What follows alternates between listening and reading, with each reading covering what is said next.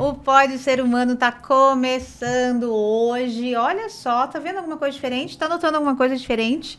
Sim, porque hoje a gente vai falar sobre um tema que é muito rico, muito importante, caro para a sociedade, do qual a gente precisa prestar muito mais atenção do que a gente tem feito até hoje. Claro que já melhorou, já progrediu, mas a gente ainda tem muito trabalho para fazer. E por conta disso, hoje nós vamos falar sobre a comunidade surda, a inclusão da pessoa com surdez no mercado de trabalho, a história de vida do nosso querido Daniel Choi. Olha lá, já estamos mostrando para vocês os nossos convidados de hoje. A Maria Inês, que está aqui junto com a gente, que participa da equipe também. Ela é professora de Libras, ela é autora de Libras, pedagoga, super formação em Libras, né, Maria Inês? E mais um pouquinho aqui que daqui a pouco eu falo mais. Porque na verdade eu sou professora da parte teórica. Isso. Parte prática da Libras é sempre professor surdo. Sempre professor surdo. Sempre. Gente, é assim... A gente está aprendendo do momento que eles entraram ali na porta. Eu vou pedir até para você... Ah, você não consegue vir um pouquinho para frente, Consigo. Né? Não tem problema. Tá bom.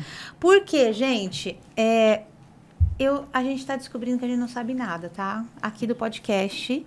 E eu vou falar. Já trabalhei fazendo recrutamento de pessoas com surdez. Não sabia nada disso aqui que vocês contaram. Triste, né? Olha a cara de dó que ela fez para mim. Peguem essa cara, porque é essa cara, Brasil, que a gente merece, que a gente precisa melhorar nisso aqui. E a gente também tem aqui ao meu lado o Ricieri Palha. Ele é especialista em tradução e interpretação de Libras pelo Instituto Singularidades. Ele trabalha 15 anos profissionalmente nisso. É responsável pela Acessibiliarte, que eu acho que é a empresa dele. É a sua empresa? Aí, ele diz que sim. E que faz esse serviço de tradução e acessibilidade, está aqui hoje com a gente, maravilhoso. Faz edição, faz janela de interpretação. Janelas. Quer fazer algum trabalho que seja acessível? Já estou fazendo seu merchan. Tá vendo? Já fiz um merchan para ele. Quer fazer um trabalho acessível aí na sua empresa? Chama o Ricieri. Bom, vou falar que aqui, já fiz o merchan, mas aqui no QR Code tem essas informações que eu tô te falando. Então, vai ter do instituto, vai ter da escola, o que você quiser colocar, o que o Daniel quiser colocar e o Ricieri também vão estar aqui nesse QR Code aqui no cantinho da tela, tá bom? Curtiu, gostou, quer ouvir mais, quer saber mais? Clica aqui. Autodescrição que nós vamos fazer, tá bom? Ok. Vou começar... E depois vocês fazem, então. Eu sou, então, a Vivi Dobelin. Eu sou uma mulher branca de 1,57 m. Eu tenho cabelo preto curtinho, olhos castanhos escuros. Eu hoje visto uma blusa preta de gola e manga comprida e uma calça preta também. E nós estamos aqui no nosso estúdio com garrafas, com as nossas canecas lindas do Pode Ser Humano. E... é isso, estou com vocês. O Ricieri está ao meu lado direito, o Daniel à minha frente e a Maria Inês aqui um pouquinho de lado. Então, quem continua? Posso falar? Pode. Boa tarde a todos. Eu sou Maria Inês Vieira. Eu estou de cabelo tinto, alourado. Eu estou com brincos, um colar dourado, uma camiseta branca, um colete marrom. E estou aqui praticamente de frente com a Vivi e com o Ricieri. E ao lado do Daniel. Isso. Agora o Daniel. Oi, boa tarde a todos. Meu nome é Daniel Choi. Eu sou um homem. Meu cabelo é ralo, cortado bem curtinho. Sou de descendência coreana. Eu estou com uma camisa xadrez. Eu tenho 1 metro... eu não falei da minha altura. A minha camisa xadrez e azul. E a calça azul. Beleza, gente. Então, Ricieri, enquanto a gente está aqui conversando, ele vai estar interpretando para o Daniel. E uma coisa que eu já aprendi logo de cara aqui, que a Maria Inês me falou, que a gente não deve manter um diálogo junto, falando junto, enquanto ele faz a interpretação. Porque senão vira uma confusão aí, né? E não consegue interpretar direito. E a gente já falou, nossa, primeira lição, né?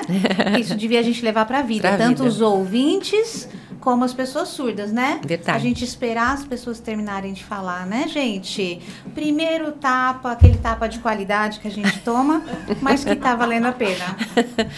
Maria Inês, quem patrocina, quem tá fazendo tudo isso aqui, a gente é muito grato, é a Best Homenagens, a nossa patrocinadora. E a gente fica muito, muito, muito feliz. E a gente quer, então, por favor, a gente faz sempre uma homenagem. Então, hoje a gente vai pedir para que a nossa produção... Ele já me olha com um olhar tipo, facilita. Não. É desafio aqui. Então, a gente queria, tipo, muito obrigado em língua de sinais. Depois você faz. Como que é muito obrigado? Meu Deus. Muito obrigado. Assim? Pronto. Tá fácil.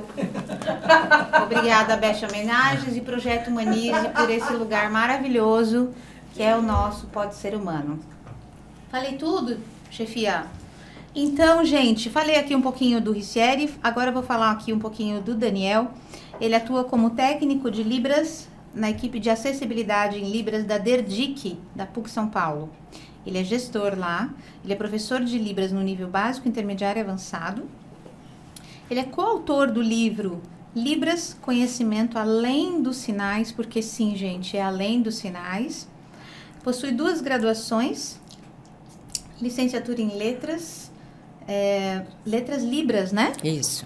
Letras Libras, pela Universidade Federal de Santa Catarina, e uma em Design Industrial pela Faculdade de Belas Artes. Você misturou um pouco, né, Daniel? A sua formação aqui, né? Percebi. Tenho 2 formações. Sim. E é instrutor de Libras, professor de escolas bilíngues para surdos da Prefeitura de São Paulo. Muito bem-vindo, viu, Daniel? A gente está muito feliz que você está aqui com a gente. Muito mesmo, muito gratos. Legal. Bom, Maria Inês, então, da Silva Vieira. Ela também participa da equipe de acessibilidade em Libras e atua como professora dos conteúdos teóricos, que ela falou que o prático, quem faz é uma pessoa surda. Isso, são os professores surdos. Professores surdos. Então, eu posso falar pessoa surda? Pode, Eu importante. Não, isso, e eu não... A gente estava conversando aqui antes, Sim. né? Vamos falar, porque eu acho que é importante. Eu não devo falar surdo e mudo. Isso. Brasil, não se fala mais surdo e mudo. Tem muita gente que ainda fala. Por que não fala? Na verdade, o surdo não é mudo. Ele tem um aparelho fonador íntegro. Então, ele tem possibilidade de emitir sons. Tem alguns surdos que você só ouve os sons de choro, de chamamento ou de risada. Mas, de qualquer forma, eles têm um aparelho fonador. O que eles não conseguem é reproduzir as palavras, principalmente o surdo, que é profundo. Então, eles podem emitir um ou outro som, mas como eles nunca ouviram a voz humana, eles não conseguem reproduzi-la. Então, eles não são mudos. É que o sinal se assemelha, às vezes, a uma confusão, porque o sinal de surdo é do indicador da orelha para a boca, que é mais no significado de não ouvir o que está sendo pronunciado, e não como surdo mudo, porque você toca abaixo da boca, mas ele não é mudo. Nossa, entendi. Só vai ser mudo se tiver uma malformação de órgãos fonadores, entendeu? Entendi, que é provavelmente o mínimo, né, aí desse Eu número. desconheço algum que Ah, tem. desconhece. Nossa, Na nossa então... comunidade, pelo menos, não. Certo. Bom, então Maria Inês tem experiência aqui na área de educação, com ênfase em surdez, atuando principalmente na aquisição da língua de sinais. Gente, a gente aqui achando que era um curso de 60 horas, né? Então, você que é especialista na aquisição da língua, quanto tempo que a gente demora, você falou, para a gente se formar, para estar aqui como Ricieri fazendo essa interpretação? Eu não vou dizer que sejam só 4 anos para você poder fazer uma interpretação do jeito que ele está fazendo. Na verdade, a gente calcula como se fosse uma língua estrangeira. Por exemplo, se você vai aprender o inglês ou francês depois de adulto, você vai estar aprendendo a língua de sinais no mesmo tempo, mais ou menos, 4 anos. Mas especificidades e desenvolvimento melhor seria o contato com a comunidade surda. Eu, por exemplo, eu nunca fiz curso de Libras. Eu aprendi no contato com eles. E aí eu, o Ricardo e o Shoya, que montamos o conteúdo desses nossos 3 anos e agora vamos lançar o 4º ano do curso de Libras. Né?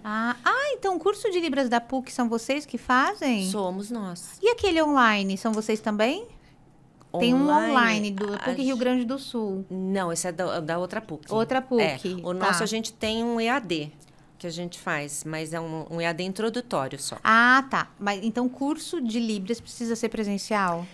Olha, a gente acha que é melhor porque você tem uma boa visualização. Agora, ela pode ser remota, porque assim, o professor vai estar presente com seus alunos, só que aí a gente pede que seja no máximo 10, 12 alunos para ter uma troca entre o professor e cada aluno. Não, bastante até. 10, 12 alunos são bastantes.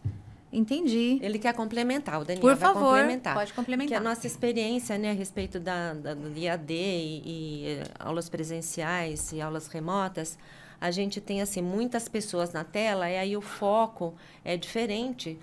Se a gente tem o uso do espaço para estar se comunicando e interagindo e usando toda a gramática de Libras em termos de espaço, de uso, de direção de movimento, é no presencial. Não é possível fazer a mesma coisa através do ensino remoto. Entendi. Entendeu? Então tem gramática, a língua brasileira de sinais. Também não é linguagem, gente. Isso. É importante que a gente vá aprendendo junto. A Marinês já me disse isso antes. E é muito importante que a gente vá aprendendo a falar certo, né? Inclusive porque a fala certa, ela inclui as pessoas, né? Do que você tá falando errado o tempo inteiro. Exatamente. Gente, então, vocês me falaram que gostariam de começar... a gente já começou, na verdade... mas pela a história do Daniel. Então, a gente poderia sim continuar contando aqui a história do Daniel e depois a gente volta para essa parte mais técnica da língua, do entendimento. Então, a Marinês, ela vai traduzir o Daniel para a gente. Ela já está traduzindo e vai traduzir também. Pode começar então a contar, Daniel. O meu sinal pessoal é este. Eu estou encostando o meu indicador e meu dedo médio sobre duas pintas pretas que eu tenho no lado esquerdo da face. E o meu nome é Daniel Choi. Eu sou surdo profundo. Eu nunca ouvi nada. Eu não sei o que aconteceu, porque eu nasci e a minha família é toda de ouvintes e eu sou a única pessoa surda da família. Não oralizo bem, não falo... mas eu consigo ler pouco lábio, não muitas coisas. A comunicação minha é minha primeira língua, que é a língua de sinais. Como que eu comecei com a língua de sinais? Infelizmente, foi em casa uma linguagem familiar, que baseada mais em gestos. Então, tipo, comer, fazer o sinal de pegar sopa, beber, sinal de pegar copo. E com um atraso grande, eu fui para a escola de ouvintes. O que não é certo para o surdo, porque eu não consegui me adaptar. Então, aí, a minha mãe encontrou uma escola de surdos, o Santa Terezinha. Eles são brasileiros? Ele é brasileiro?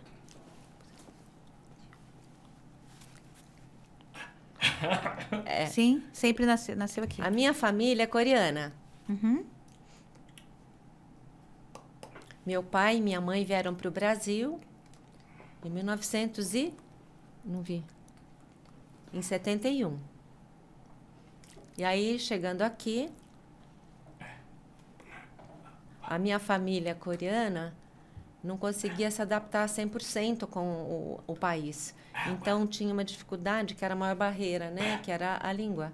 Então, meu pai e minha mãe conseguiram se comunicar entre si. E aí, a minha mãe falava um pouquinho melhor de português e encontrou uma escola que tinha língua de sinais, mas eu já tinha 4 anos. E aí, quando eu encontrei outra pessoa surda igual a mim, eu tinha 4 anos de idade. A minha família toda é ouvinte, então eles falavam e eu não ouvia nada do que eles estavam conversando. Nada. Mas a minha família foi a favor de eu aprender a oralizar. E tentou por algum tempo. Porque foi influência médica. Quando diagnosticado, em 1980... que foi, eu nasci em 77, né? Então, em 1980, o médico estimulava a gente a aprender a falar. E a minha família, claro, acreditou, mas percebeu que não estava dando certo, que não havia comunicação comigo.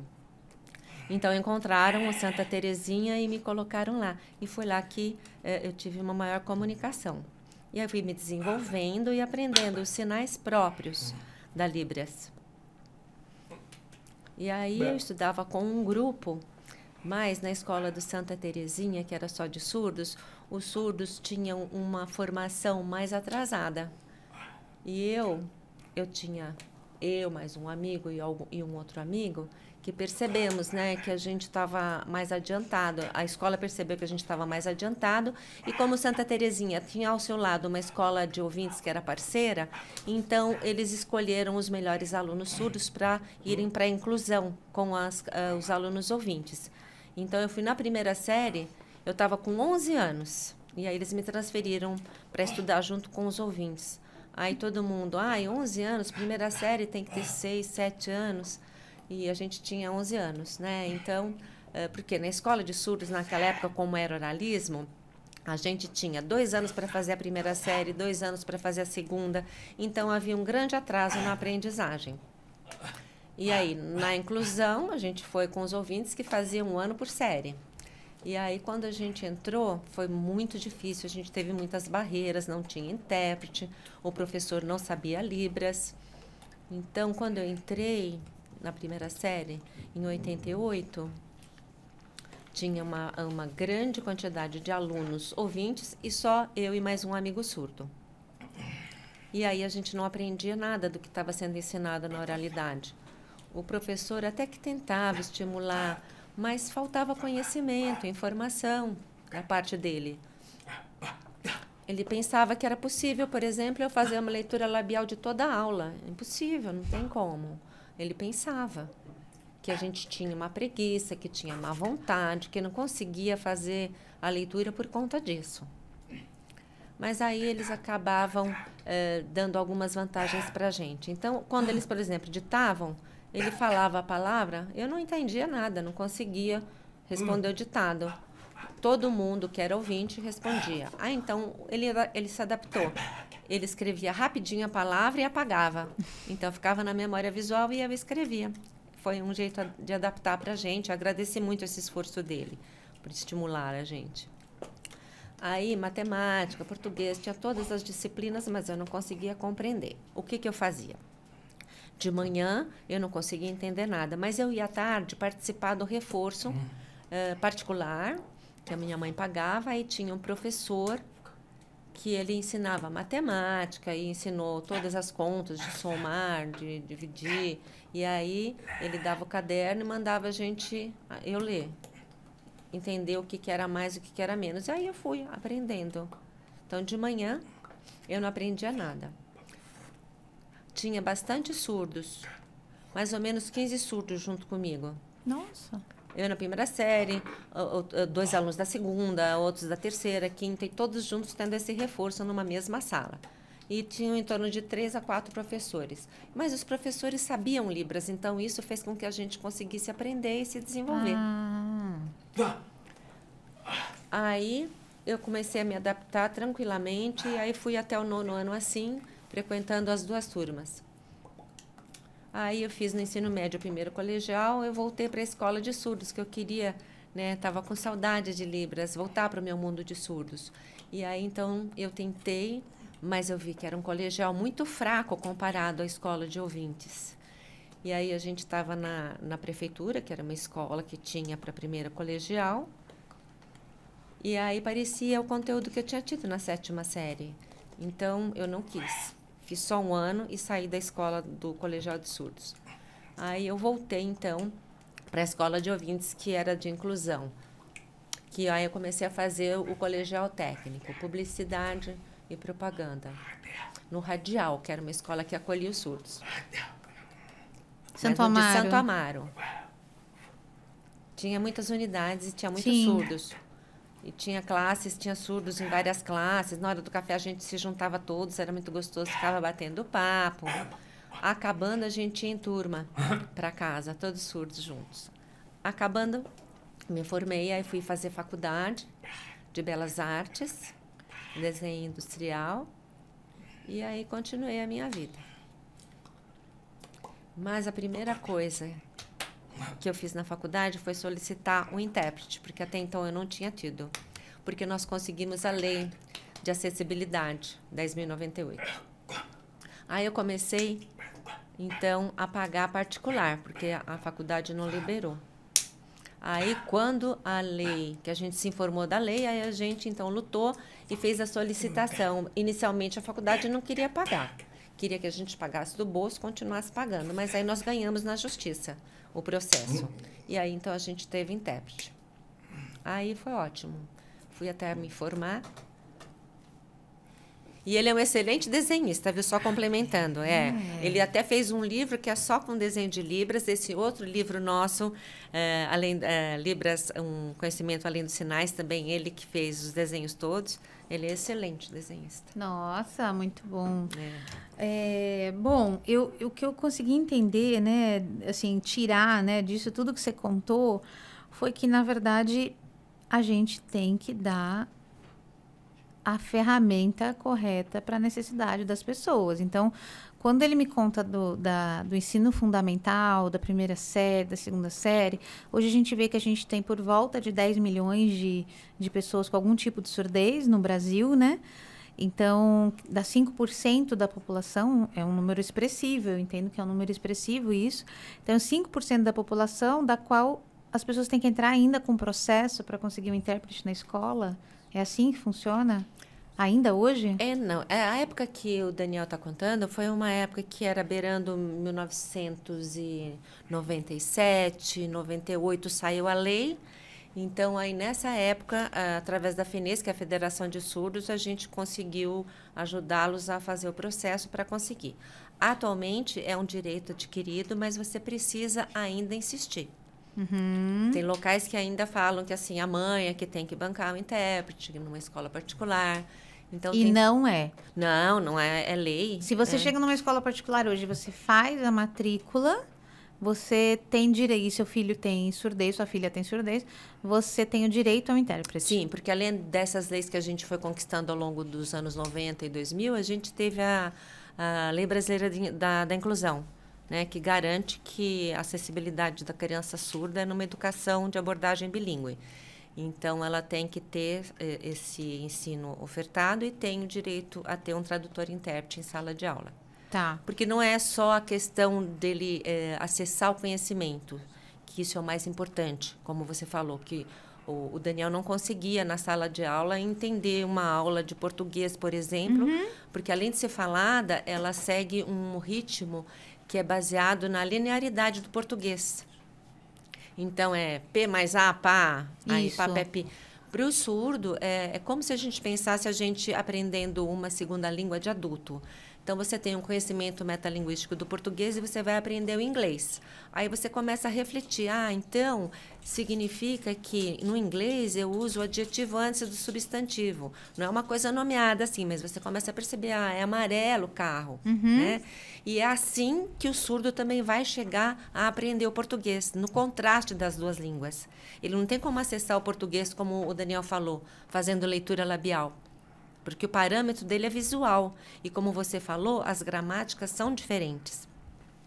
A língua de sinais, ao contrário da linearidade do português, ela tem uma simultaneidade, que é uma gramática, que é uma fonologia que passa pelo visual, né, pelo manual. Então, ele tem 5 elementos gramaticais que compõem cada sinal. Então, por exemplo, eu tenho que ter uma configuração de mão específica para fazer determinado sinal, um movimento interno, uma localização, aquilo que o Daniel falou do espaço, né? Então, se eu dou para ele, eu tenho que fazer o sinal na direção dele. E, por exemplo, se é o meu sinal, eu tenho que apontar o sinal de meu sinal para mim. Se é o seu sinal, é na sua direção. E é de quem para quem. É onde fica claro as pessoas que fazem parte da conversação. Então, isso é muito importante, porque na língua de sinais você tem uma sequência que é da ação. Não é uma sequência de fonemas audíveis, né? Que você forma uma palavra, aí tem uma regra para formar essa frase. As regras da língua de sinais passam, então, pela visualidade. Então, a gente tem uma sequência, uma estrutura independente do português. Então, a criança, por exemplo, vou pedir para o Daniel dar um exemplo. Isso, de estrutura ótimo. Da língua de sinais. Eu vou falar em português e ele vai falar em língua de sinais. Pode ser? É um bem simples. Por exemplo, café da manhã. Aí o Daniel vai fazer em Libras. ele fez sinal de manhã, com os 2 dedos como se fossem as pernas levantando na palma da outra mão. Então, primeiro eu faço manhã para depois tomar café. Então, é uma coisa que, assim, quando falam para você, fica óbvio. Porque eu não posso fazer na ordem do português, que ele fez agora.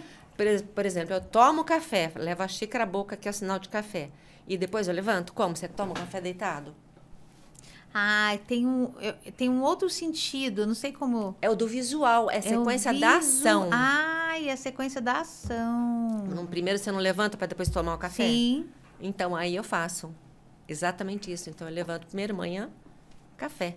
Entendi. É muito simples esse. É uma frase simples. Agora eu vou pedir para o Daniel fazer uma outra frase. Por exemplo, o carro bateu na árvore. Essa é a regra para você expressar em português. Aí eu vou pedir para o Daniel fazer. Eu estou tentando descrever o sinal dele simples, porque não dá tempo de fazer muito rebuscado. Tá. Porque quem vai estar vendo no YouTube vai estar vendo. Quem não está, eu vou estar tentando explicar. Entendi. Tá bom. Então, o Daniel vai fazer agora. Então, ele está usando o braço esquerdo em formato de árvore e aí o direito em formato de carro. Aí, ele usa um classificador que põe a mão como se fosse o carro e vai na direção da árvore. Entendeu? Ou, eu faço carro, ele faz o sinal de carro de um lado, que é dirigir, do outro lado, uma árvore, e aí ele pega, volta para o lado direito, põe a mão representando o carro para bater na árvore. Então, aí vocês viram, tem 2 elementos. Então, ele marca primeiro quais são os elementos. Aí, ele coloca no espaço. Então, o carro à direita, a árvore à esquerda, a árvore com o braço como se fosse um tronco, e aí o carro à esquerda, e vai usar um classificador, que é um substitutivo da classe, de transportes de 4 rodas, que é a mão para baixo, né, em letra B, com o polegar dobrado. Aí ele vai e bate na árvore. E aí ele pode explicar se o carro bateu e amassou, se ele bateu e capotou.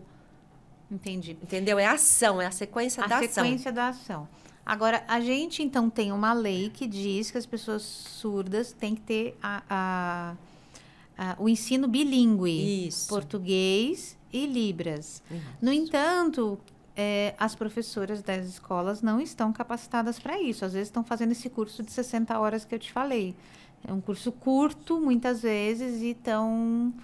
Né, e elas somam mais essa tarefa também de ensinar em português e Libras. É possível isso? Então, como são 2 línguas diferentes e tem uma estrutura própria, uma independe da outra, porque não é você sinalizar a sequência do português, é você mergulhar, como o Daniel falou, no mundo dos surdos, é visual, então é espacial e é na sequência da ação. Então, é impossível você falar e sinalizar. E por isso que você falou que você ensina tecnicamente e Daniel na prática. Isso, eu só ensino a parte teórica, que é explicar a gramática, a cultura surda, que tem gente que não acredita que tenha uma cultura diferente por ser visual. Então, essa parte teórica, eu dou aula nas turmas de Libras do nosso curso da DEDIC PUC São Paulo. E o Daniel e os outros professores surdos dão a parte prática da língua de sinais. Entendi. Nossa, Daniel... Daniel, difícil, hein? Ai, desculpa, eu até esqueci de falar que você perguntou do professor. Coitado desse professor, porque ele vai ter 30 crianças, que nem o Daniel falou.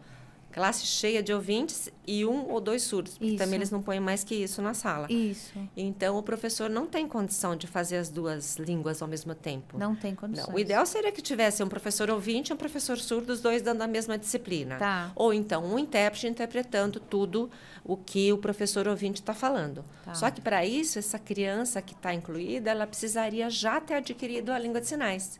Não adianta colocar um intérprete. Isso, às vezes ela vai aprender a língua de sinais na escola. Isso, como aconteceu com o Daniel. Isso, com atraso. E então você começou a aprender a língua de sinais eu vou complementar. Isso. Então, por exemplo, lembra que a gente estava falando que eu também atuo nas escolas municipais? Isso. Então, a gente tem, por exemplo, uma escola que é bilíngue e temos a escola que é polo inclusivo. Como o CELS. Alguns CELS funcionam assim. Então, a gente tem esses 2 exemplos. A gente tem uma turma de ouvintes, uns 30 ouvintes, como a Inês falou, o professor ouvinte falando com os alunos e um intérprete. Não adianta só o intérprete, porque precisa ter um professor surdo, que eles chamam de instrutor surdo. Por quê?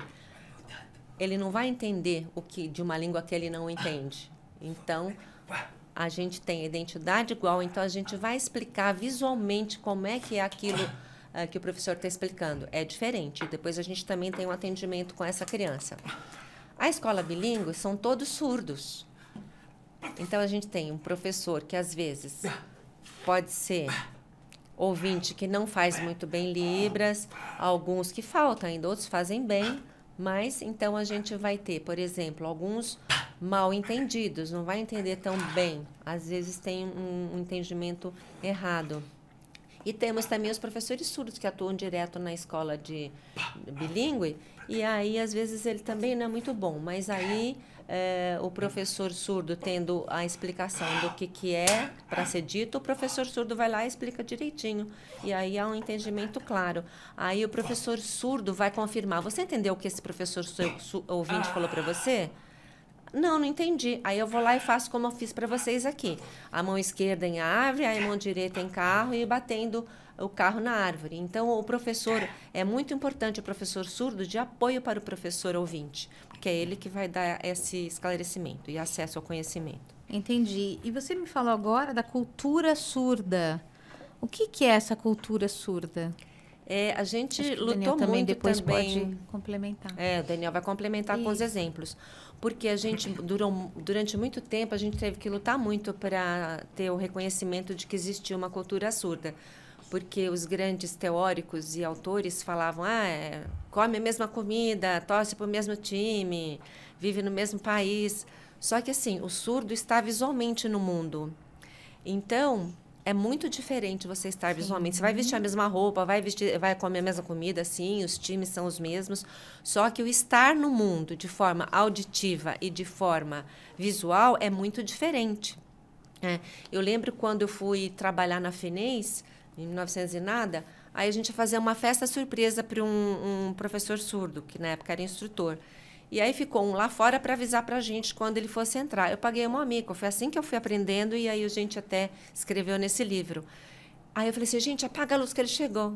Ah, você tá louca? Vai apagar a luz que ele vai enxergar como? As pessoas que estão aqui. Então, são coisas que parecem bobas, Óbvias, mas é óbvio. Sim, sim. Né? Então, tem assim alguns exemplos que são mesmo da cultura surda pelo fato da pessoa estar visualmente no mundo. Né? Então, eu queria até que o Daniel desse mais exemplos, porque tem o turno de conversação que a gente falou. Sim. Então, se eu estou falando, você espera eu terminar para começar o seu turno e vice-versa. E se eu quero entrar no turno de duas pessoas, eu também tenho que ter uma certa polidez, né? Na língua de sinais, por exemplo, a gente tem que conversar com contato de olho. Sim. E a gramática tem uma produção que é específica, então eu não posso ficar colada na pessoa, eu tenho que tomar uma distância de 1 metro e pouco para que ela possa manter o olhar em mim e poder ver, ou soletrar o nome da rua que eu vou, ou soletrar o meu nome completo, para ela poder ter uma visão de tudo sem desviar o olhar do meu olhar. Então, tudo é olhar. Então, em função disso, tem um tipo que o Daniel pode dar muito exemplo de cultura surda com relação às vivências dele. Então, por exemplo, festa de Ano Novo. Os fogos, né? A gente não tem os fogos.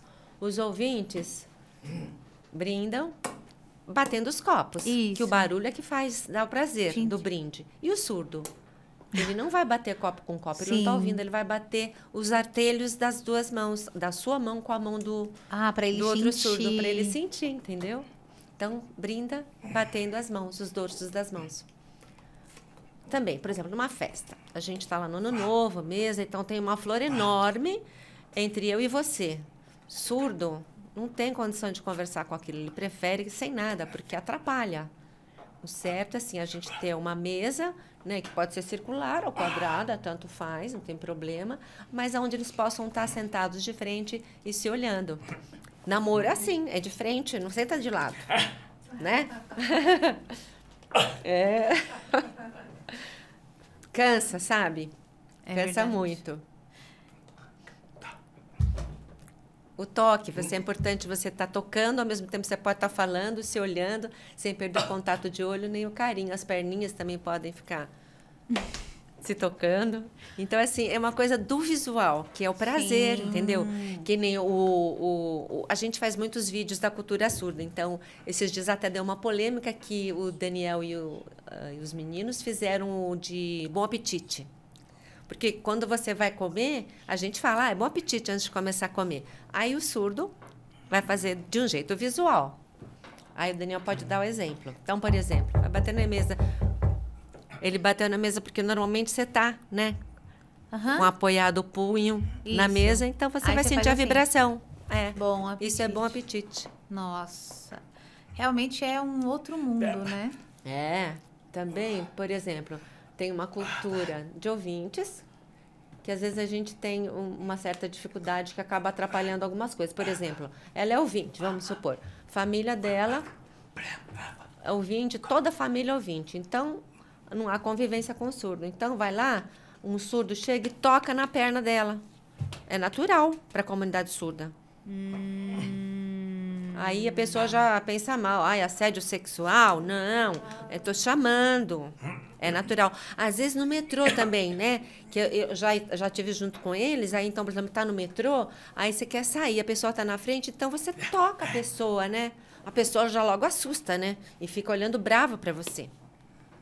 Então, a gente tem umas questões que, assim, se a gente está falando aqui, fica óbvio, né? E eu aprendi na convivência com eles, porque eu também não sabia, né? E, infelizmente, a gente não tem uma educação que contemple como você se comportar com uma pessoa que tem um déficit visual, que tem um déficit de audição, né? A gente, infelizmente, não tem isso. Não tem. E essa coisa da cultura que você está falando é muito verdadeira. Quando eu trabalhava numa empresa que virou multinacional, né? De fora, uma empresa australiana comprou aqui no Brasil. E eles fizeram um procedimento, sabe? Uma política explicando um pouco do que era o Brasil. Entre elas, por exemplo, olha, se a mulher te der um beijo, não é que ela quer nada com você, ela só está te cumprimentando. Né? Então, questão cultural. Então, aqui no Brasil normal a gente beijar, né? Beijo, dar um beijinho, dar um abraço. Fora não era normal. Então, eles não achavam que chegando aqui, ganhava beijo, tinha alguma intenção. E não tinha. Né? Então, totalmente cultural, faz total sentido. É uma outra forma de ver o mundo, né? Exatamente. E acredito que, assim, do mesmo jeito que tem a cultura surda, tem a cultura... com pessoas com baixa visão, ou com, não sei se pode falar, pessoa cega, deficiente visual. É outro mundo, é outra forma de enxergar, de sentir, de perceber o mundo, né? E infelizmente a gente deveria ter isso, né? Na educação desde pequeno, né? Precisa. Saber o que é uma pessoa surda, uma pessoa que não vê. Então, como se portar. E infelizmente a gente ainda não tem isso contemplado na educação, né? Infelizmente. É verdade. E Daniel, você passou muito por isso de estar em ambientes que as pessoas não entendiam a sua forma. Como foi para você, sua forma de agir, sua forma de se expressar? Como você conseguiu se adaptar? Como você conseguiu passar essas informações para as pessoas? Até para quem está assistindo a gente poder aprender também. Na sociedade, a minha convivência é simples. Então, por exemplo, eu vou comprar uma carne no açougue, eu vou na feira. É possível eu me comunicar numa boa. Eu aponto, faço gesto, faço a quantidade com a mão. É simples. Agora, se, por exemplo, a pessoa não entende, eu pego um papel e escrevo. Sempre. Eu tenho a caneta e um papel no bolso. Então, por exemplo, a pessoa às vezes não está conseguindo me ver bem, tem algum problema, faz confusão entre 2, 3 e 4, então eu pego e escrevo.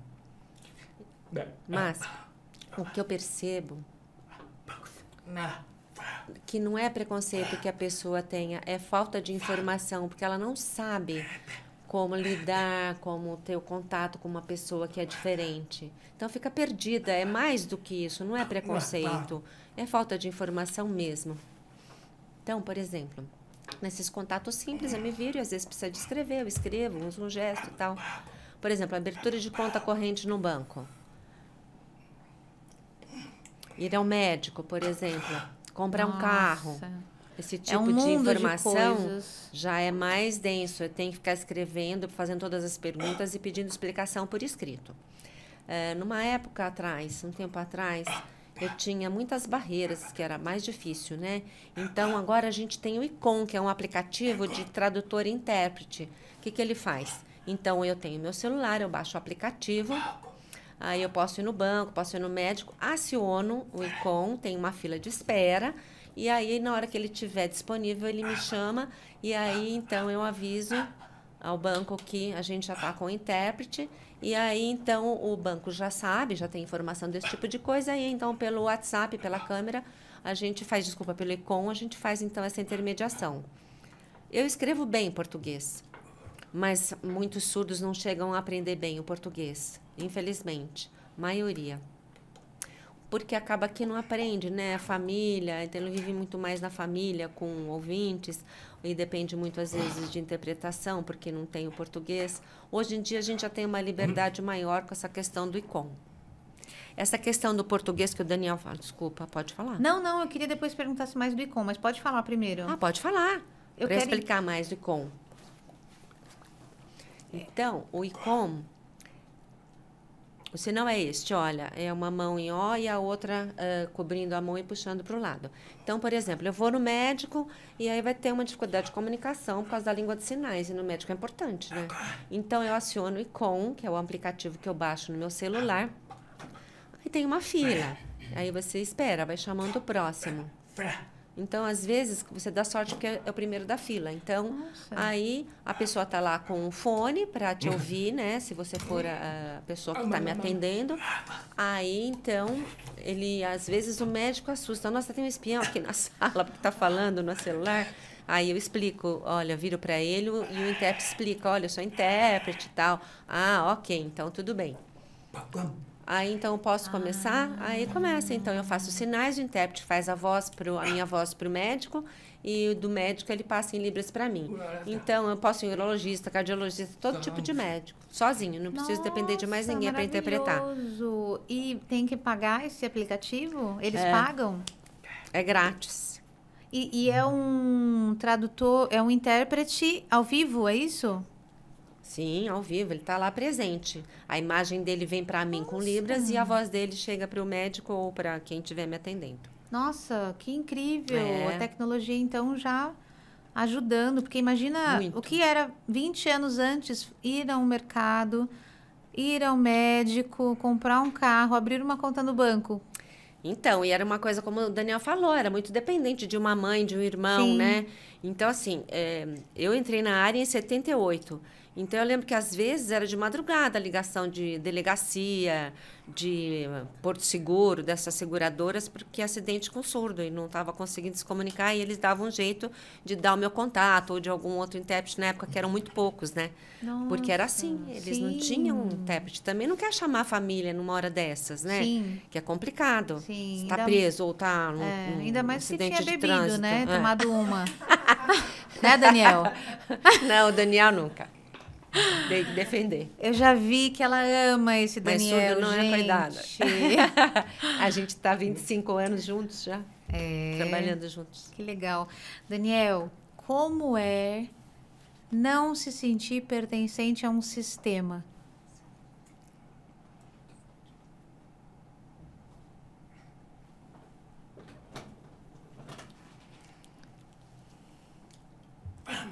Então, por exemplo, a minha família é toda de ouvintes, né? Como a gente falou. Então, na verdade, eu acabo não convivendo tanto com a minha família.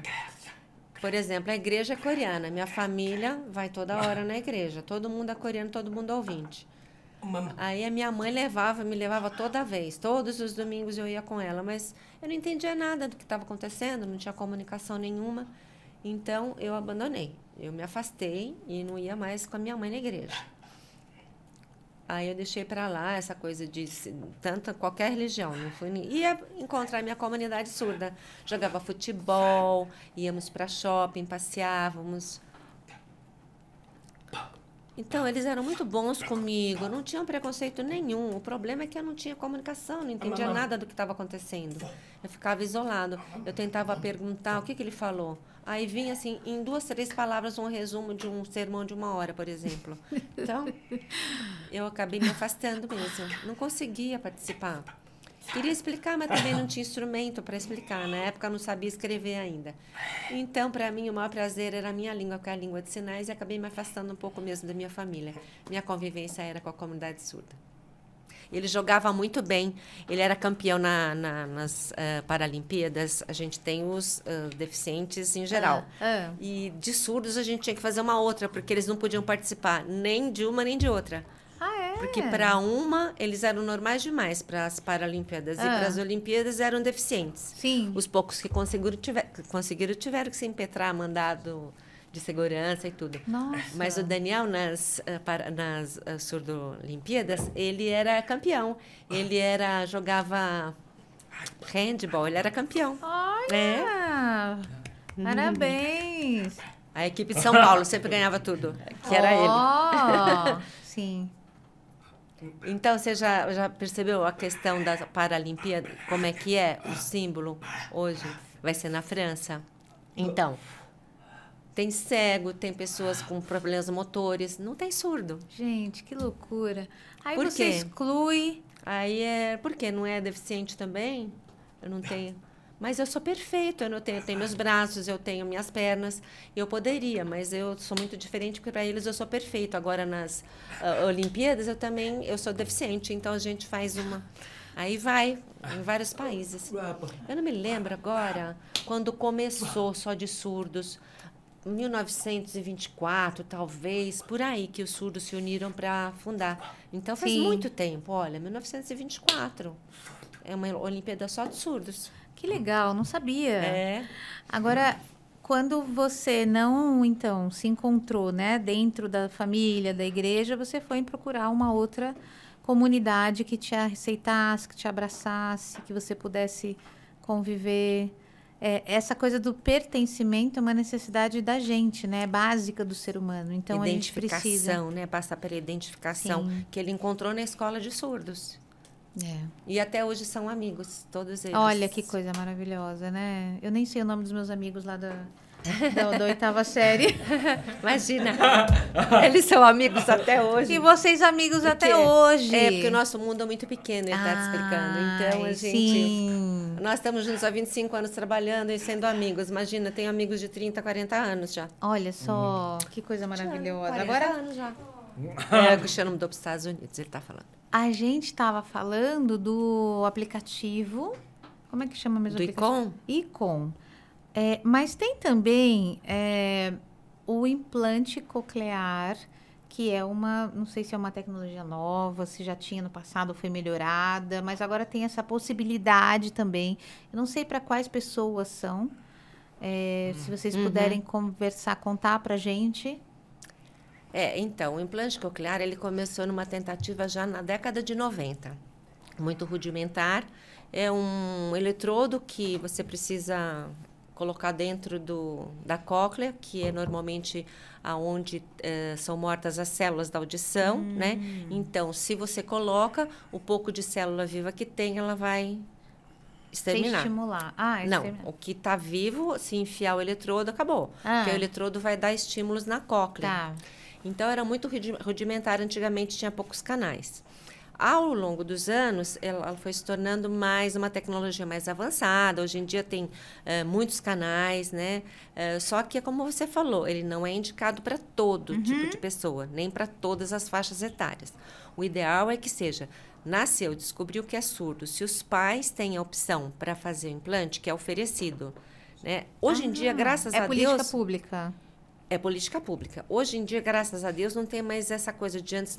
Era assim, não deixava ir para Libras porque vai atrapalhar a falar. Ainda tem pessoas que pensam assim, que vai acomodar a criança de aprender a ouvir e falar como se isso dependesse só de você ter a Libras, né? Que vai te impedir.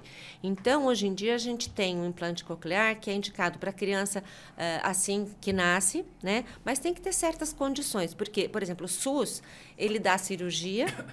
mas ele não dá manutenção. Então, assim, tem fono por um tempo só para adaptar o implante coclear, depois não tem. Então, se a pessoa não tem condição de continuar um atendimento para desenvolver melhor a audição e a fala, não vai ter um bom aproveitamento. a gente tem casos e casos de bons aproveitamentos, mas não é 100%, por conta dessas outras intercorrências também, que passam pelo social também, né? Pelo econômico. Sim, não consegue fazer manutenção. Então, e também algumas, por exemplo, se a etiologia, né? Se a causa da surdez é, por exemplo, rubéola, ela pode ter uma cóclea, que é o canal da audição, nessas células que eu te falei, que tem as células ciliadas que vão transmitir o som, né? Então, ela normalmente, quando tem rubéola, dependendo do mês, né? Ela é calcificada, então é mais complicado de você colocar um implante que vai estar estimulando. Então, tem, assim, um critério, um perfil de indicação para implante coclear ou não. Antigamente, em adulto, dava muito certo, né? Mas hoje em dia a gente já tem muitos casos de sucesso com crianças pequenas, mas, como eu falei, depende do perfil, né? Entendi. E, por exemplo, o Daniel poderia fazer? Não, por quê? Não, eu não. Porque para mim também o aparelho não funcionou nada. Desde pequenininho eu usei aparelho. Eu usava, era um aparelho que vinha aqui na frente, colocado, e eu tinha o microfone, aí eu ouvia na orelha, mas eu não ouvia nada. Eu repetia o que eu ouvia de articulação. O que eu ouvia era shh, só isso. Só chiado. Nossa. O que me ajudava era para sons de ambiente. Então, bateu na porta, eu percebia, mas só esse tipo de sons. Ele me incomodava, então eu deixei também de usar, porque não fazia efeito nenhum. E eu usei e fiz fono durante muito tempo, porque a minha família quis que eu continuasse, queria que eu falasse. Depois comprou o aparelho quando era para colocar atrás da orelha, não era mais na frente do peito. Mas aí eu não conseguia, aquele barulho me incomodava demais e eu fiquei em paz. Mas tem surdo que gosta, que dá prazer, ele gosta, precisa ouvir bater na porta, tocar uma buzina. Como a gente falou, diferentes identidades, né? Eu não gosto, não. Então, é de cada um. Quem quer, aceita. Eu aceito também, mas se a pessoa quer pôr, pode colocar. Agora, é engraçado que a língua de sinais, ela é muito... Por exemplo, você olha e fala, não, eu sei que ele não quer fazer isso. Dá na cara, né? É, porque como a gente estava falando da gramática, além da configuração de mão, localização, movimento, a gente tem um aspecto fonológico que é um dos mais importantes, que é a expressão facial. Sim. Porque a tonicidade que você dá na sua voz, a língua de sinais dá na expressão facial e corporal. E dá para ser falso, por exemplo? Dá, lógico. Dá para mentir, dá para ser como irônico. Dá. Dá para mentir, Daniel? Claro que dá. Por exemplo, eu sou professora, eu dou aula para os meus alunos. Aí pergunta por que surdo, a comunicação de dificuldade com a família. Então, eu sou professora de escola de surdos. Aí, então, eu não lembro que pessoa falou assim, por que você é tão careteiro? Parece que vai ser um ator, na verdade, né? Por que você faz tanta careta? Movimento de corpo, expressão facial.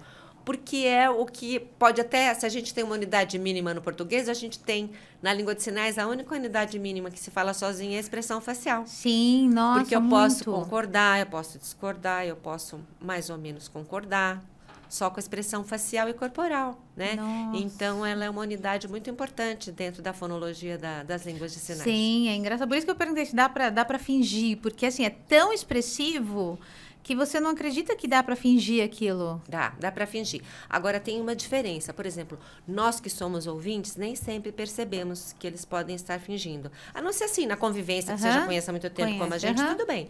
Mas, do contrário, assim, por exemplo, se eu chegava no trabalho, né, normal, sorrindo, eu estou sempre sorrindo. Aí, um deles virava para mim e falava assim, o que aconteceu? Nada. Não, seu olho brilha diferente hoje. Olha, tem uma percepção totalmente diferente. Então, eles percebem que a gente pode estar mentindo, pode não estar bem. Muitas vezes o ouvinte não tem a mesma percepção, porque não tem o desenvolvimento da visualidade. Sim. Às vezes, quando eu vou dar parte teórica, eu pergunto para os alunos, que a gente tinha uma árvore muito linda lá em frente ao prédio da Consolação da PUC. Falava, gente, a árvore nesse inverno está tão linda, floresceu. A árvore, professora, aonde? Então, uma das primeiras dicas é olhar o mundo. Primeira coisa para você entender de uma língua visual, do que é estar visualmente no mundo, né? Sim. E esse visual vai te ajudar o quê? Começa a olhar como o cachorro se coça, como cai e quebra um copo. Tudo isso vai ser instrumento de língua. Vai te ajudar, porque aí você vai olha. perceber a sequência da ação e vai entender que você não pode seguir a linearidade do português. Né? Sim. Então, a questão de estar visualmente no mundo é diferente. Então, eles percebem, muitas vezes, a gente alterado, Olha mentindo, só. e às vezes a gente não. E você está falando, eu estou sentindo como se falar Libras também, não sei se a gente pode falar, usar a palavra falar Libras. Pode. É como se ampliasse, né, a nossa mente mesmo, a nossa permanência, né, tendo consciência de outras coisas que a gente não tinha consciência, né? Nem fale. Olha, eu sou muito feliz de ter ido para esse caminho. Porque assim, eu não tenho família, não tenho ninguém surdo. Eu queria ser professora e queria fazer a diferença. Aí, quando eu percebi que a diferença é que o surdo não chegava na universidade, porque ele estava privado de uma língua, aí eu passei a lutar para que ela entrasse para a educação de surdos. Eu sou muito feliz por fazer o que gosto, por acreditar nas pessoas surdas. E, assim, o que eu sinto muito é que, assim, a gente vem lutando há mais de 40 anos, né? Muito mudou, muito se conquistou, mas ainda falta muito, né? Que nem a gente está falando, tudo que a gente está falando aqui eram conhecimentos que eu acho que devia estar na escola. A Libras devia ser uma disciplina, sabe? Nas escolas regulares. Pelo menos o conhecimento básico, né? Isso. Mas para criança, por exemplo, quando os meus filhos eram pequenos, na escola deles eu ia contar a história oralmente, e o Ricardo ia comigo contando a história em língua de sinais. Aí as crianças começavam a se interessar, a perguntar de sinal. Então, assim, é uma coisa que falta no Brasil, infelizmente. Sem dúvida. Porque aí a gente teria um processo inclusivo muito melhor hoje em dia. Muito melhor, né? porque as pessoas saberiam, as crianças saberiam, cresceriam sabendo. Logo que teve as leis de inclusão, eu trabalhava numa empresa e a gente fez o recrutamento e a gente trouxe bastante pessoas com surdez, assim, 5, 6 pessoas com surdez. E uma das primeiras coisas que eu aprendi foi só falar olhando para a pessoa. Isso. Porque uma vez eu estava nas costas de um deles e sem noção, né? E comecei a falar e eles não se moveram, lógico, porque a gente não fala com costas, né? A gente tem que falar com as pessoas olho no olho. Então, isso foi uma das primeiras lições. Agora, dentro desse ambiente corporativo, Marinês e Daniel, a gente teve muitas dificuldades. Por quê? O gestor não conseguia passar uma demanda, passar uma tarefa. Então, chegou a lei, tipo, admitam, não é nem incluam, né? Admitam, recrutem. E a gente não conseguia fazer essa inclusão, porque a gente não conseguia ter diálogo entre a gestão e o colaborador. E isso ainda acontece muito. E aí o que acontece também? A empresa não quer trazer pessoa com surdez porque não consegue fazer isso. O que vocês orientam as empresas, a gente? O que a gente pode fazer como empresa para melhorar esse quadro? Infelizmente, né, a lei de cotas veio realmente para impor, né, porque havia multa e tal. Isso. Então, muitas vezes contratava a pessoa ia lá, assinava o ponto e ia embora, não fazia nada, fazia questão de excluir, né? No caso dos surdos, eles tinham a tendência de contratar para subempregos, produção, faxina, esse tipo de coisa. No nosso caso não era. No nosso caso a gente tinha... eu tô falando da história. Sim. Quando começou em 89, teve 88, a lei de cotas, a gente começou assim. Então, a gente teve que lutar muito, eles principalmente. Aí o que a gente, na Derdic, a gente teve assim, um protagonismo nesse sentido, porque se começou a preparar o surdo para o mercado de trabalho. Isso. Né? Antigamente era só bordado para menina e gráfica para homem. Aí a gente começou na Derdic a ter um projeto de preparação para o mercado de trabalho, né? A nível de produção diferente das que estavam sendo oferecidas. E a gente foi crescendo um tanto que a gente tem há muitos anos um programa de empregabilidade, um programa de aprendiz, onde a empresa busca a Derdic, né, com vagas selecionadas. À medida em que é feito esse acordo, a Derdic busca as pessoas surdas que têm aquele perfil para poder preencher a vaga. E aí eles têm na Derdic a formação direcionada para aquela vaga. Então, as tarefas que ele vai ter que fazer, os contatos que ele vai ter que fazer. E a equipe vai até o local também para conversar com os gestores. A gente também faz parte, porque a gente faz uma sensibilização para os gestores começarem a aceitar as pessoas surdas na sua equipe. A gente dá uma oficina de Libras que os professores surdos preparam, né, com o foco naquele conteúdo, né? Se é telefonia, se é saúde, se é informática. Nosso caso era engenharia, arquitetura. Então, a gente trouxe arquitetos, né? Tinha arquitetos, projetistas. No entanto, a liderança não conseguia falar com essas pessoas, não conseguia passar a demanda. E aí evitava de passar. Muitas vezes as pessoas chegavam, ficavam lá, fazia só uma coisinha ou outra e não fazia mais. Porque a gente tem, assim, é como o Daniel falou, não é tanto preconceito, mas não é a questão de, assim, de como que eu vou falar, né? Então, essa nossa equipe da empregabilidade, e a gente também dá o apoio, né? Ensinando também uma oficina de língua de sinais para contextualizar. E, assim, esses talentos, eles são mais evidentes. Aí fica, né? Tem um início que até você vai como intérprete, né? As meninas também interpretam para saber que função vai fazer. Então, tem um pouco de atuação na DERDIC, um pouco de atuação direto na empresa com a equipe. Então, eles vão contrabalançando isso. Aprende o que vai fazer lá, quando chega lá, vai junto, interpreta.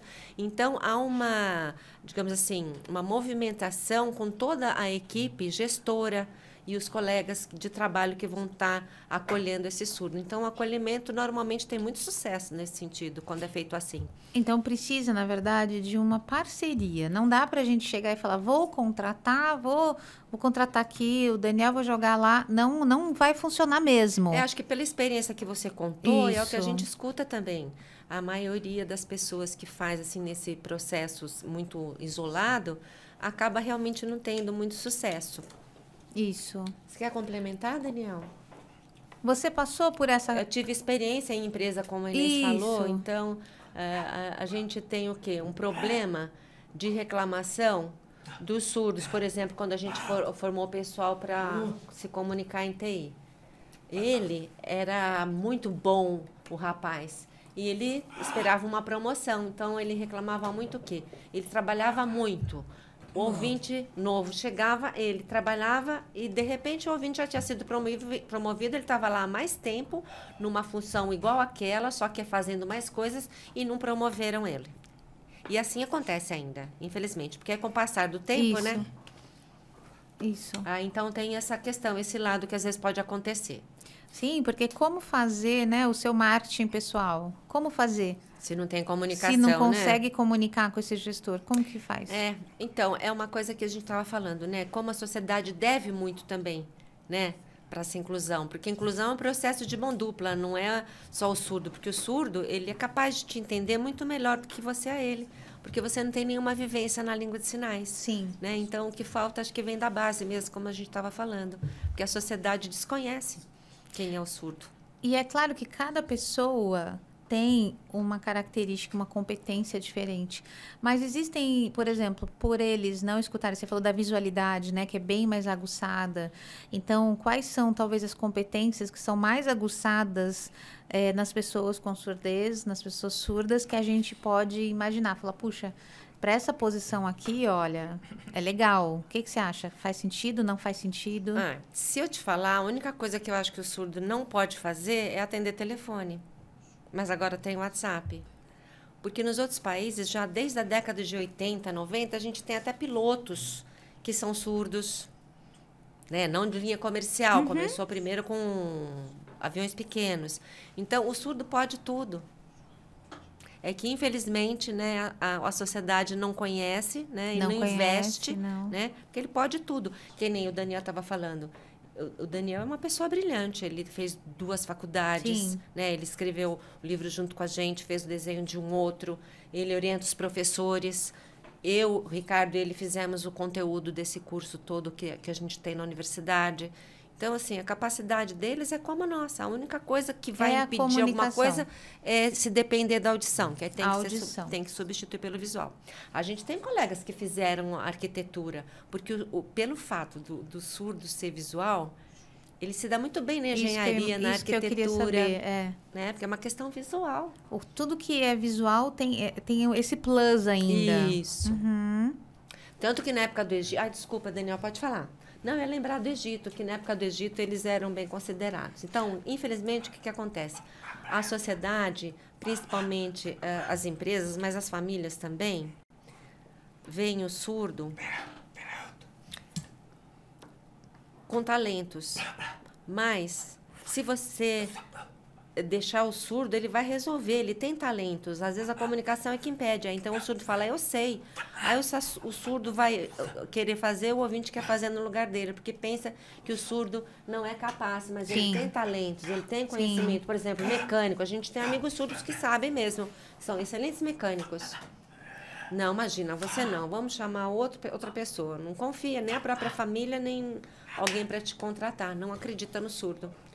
Muito, tem muito caso disso. Então, o ouvinte sabe Libras, aí tudo bem.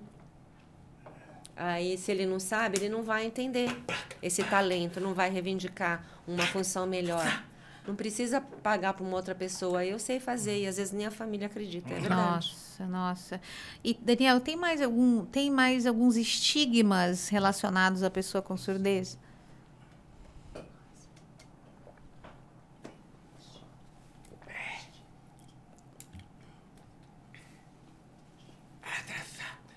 Acha que é uma pessoa atrasada. Uma pessoa atrasada que não sabe nada. Pensa que Libras não tem os significados e significantes para poder passar informação como qualquer língua oral. Então, por exemplo, no metrô, as pessoas ficam provocando a gente mesmo, macaco, chama a gente assim. A gente vai interpretando às vezes, porque a gente vai ouvindo e aí interpreta para eles. A gente ouve muitos absurdos. É triste. É um absurdo. Agora, sim, o Daniel é muito bem resolvido, então ele tira de letra essas coisas, mas sabe? Não é para todo mundo e a gente, quem tem que mudar não são eles, né? Não são eles que têm que se adaptar, né? Quem tem que mudar é a comunidade que está fazendo isso, é as pessoas que fazem isso. A sociedade majoritária, né? Sim. Precisa mudar. Nossa, gente, falta ainda muita coisa, viu? né? Eu fico arrasada quando eu escuto essas coisas. Nem fale. Mas não tem nenhum tipo de deficiência cognitiva, é apenas de comunicação da voz. Então, lembra quando a gente falou que não é adequado chamar surdo de surdo-mudo? Isso. Então, isso vem de um ranço aí de que entendia que o surdo tinha algum comprometimento intelectual. Que veio lá de Aristóteles, que falou isso, que se não ouve, não pensa. Então, a tradução ficou surdo-mudo. Então, tem um paradigma aí que esse surdo-mudo significa alguém que é surdo e que não pensa. Então, também é uma coisa que foi uma luta muito grande para a gente conseguir tirar isso. Porque, além de não ser mudo, ele não tem nenhum comprometimento cognitivo, né? Entendi. Então, assim, as pessoas, muitas vezes, pelo jeito de falar... Porque você vê que o Daniel, ele tem uma articulação muito boa. Ele solta alguns sons, né? Ele não é mudo. E assim, ele pode se fazer entender. Quando ele vai falar com um ouvinte que não entende, ele se esforça mais ainda. E o ouvinte consegue entendê-lo. Basta não ter preconceito, né? Sim. E aí, pode falar.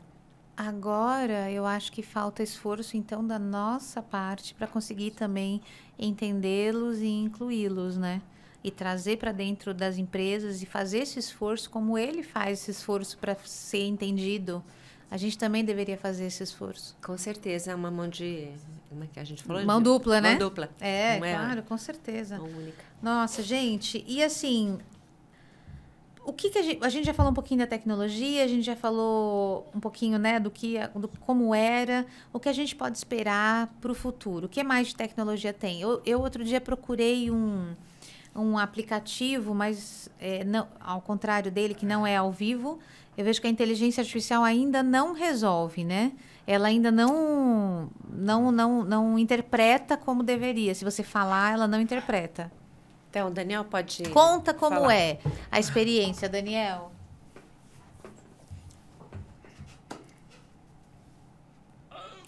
No futuro, eu acho possível que a inteligência artificial consiga transformar a língua de sinais com a sua estrutura toda do que a pessoa está falando em português. É muito difícil de imaginar isso. Por exemplo, um avatar. A gente tem um famoso aí, né, que todo mundo conhece.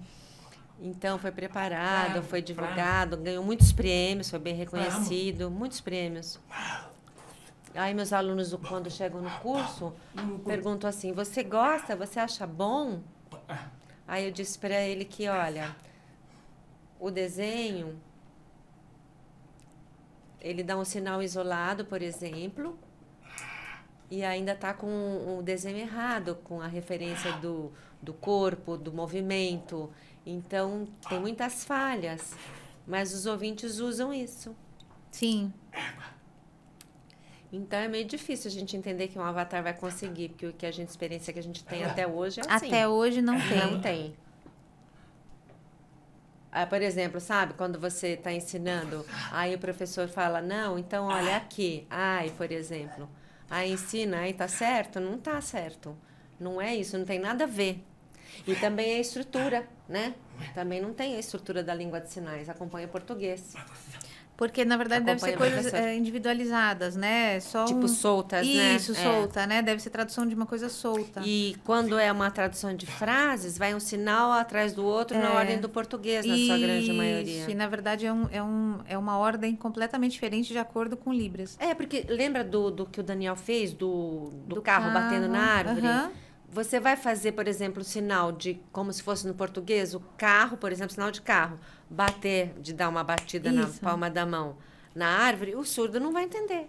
Entendi. Que carro não bate assim, ele bateu em algum lugar, não tá onde? Na tua mão? Quando? Como foi isso? Onde foi? Ele é mais literal também, né? É isso? Porque você está acompanhando uma estrutura que não é da visualidade. Contexto, né? Entendi. Então, é muito complicado isso. Para o surdo não adianta muito, não. Como ele falou, o ICOM é um aplicativo com o intérprete ao vivo, né? Aí é diferente. Mas esse ICOM, por exemplo, eu posso usar para eu me comunicar com ele. Daniel, eu posso entrar lá na fila e me comunicar. Pode, você fala, vou entrevistar uma pessoa surda que usa Libras, gostaria de ter.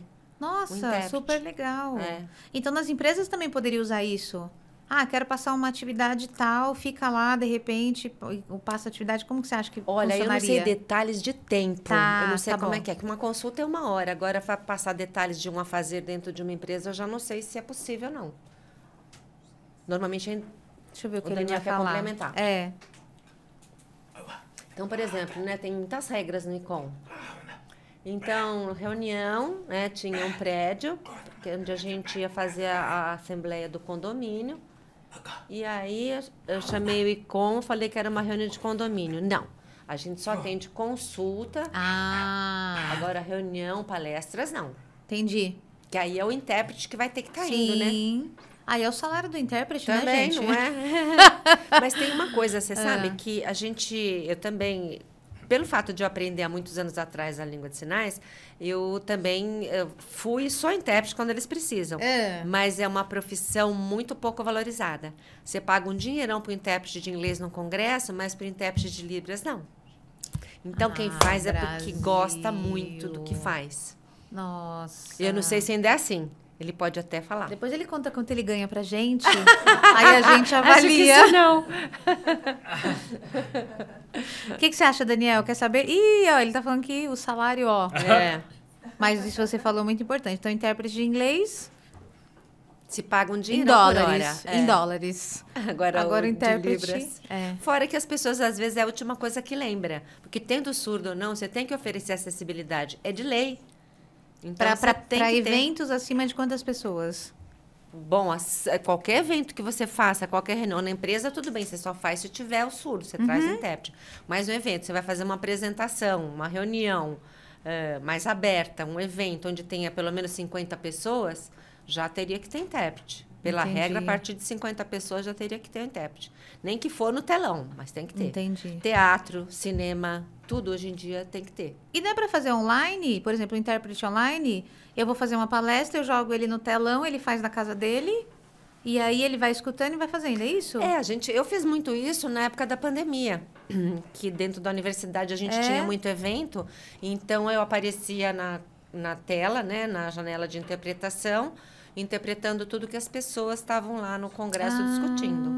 O problema do intérprete é que, assim, as pessoas não passam de antemão o assunto que vai ser dito. Então, porque o ideal é assim, eu sentava sempre com os meninos, olha, vai ter uma palestra de psicanálise. Então, tem termos da psicanálise que você não conhece. E eles também não, porque não é nem do meu universo, nem do dele, como formado em letras libras e desenho. Sim. Então, a gente senta e explica, olha, por exemplo, pagamento da figura paterna. Uma psicóloga explica pra gente o que é, eu traduzo, aí eles se reúnem e criam um sinal. Entendi. Mas a partir do fato dele ter um significado. Senão ele não tem como criar um significante. Então, é um problema isso. Tá. Então, o intérprete é pego de surpresa muitas vezes, né? Nossa, sim. É. Inclusive, a gente estava falando aqui antes, né, que nas igrejas também, né, as pessoas que fazem essa interpretação, eles precisam conhecer um pouco do contexto bíblico ali para conseguir fazer, né? Isso a mesmo. gente tem aqui, gente, só que você traduz para o Daniel, né? Acho que vai ter que os dois traduzir, então, não sei como vai ser.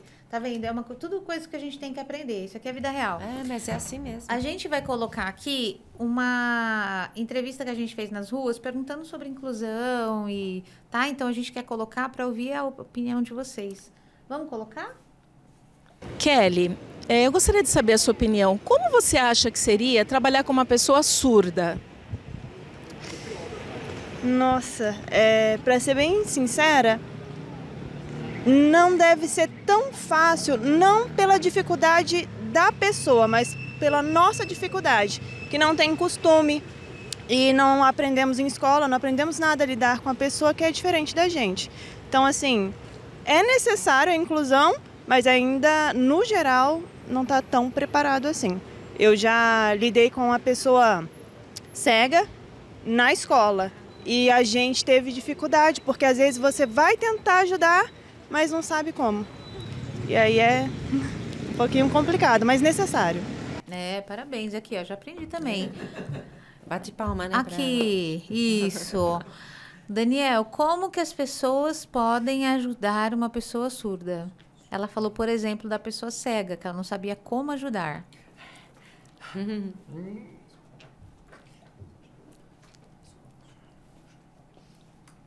É possível a comunicação. Se eu usar um gesto, por exemplo, não, ok, positivo.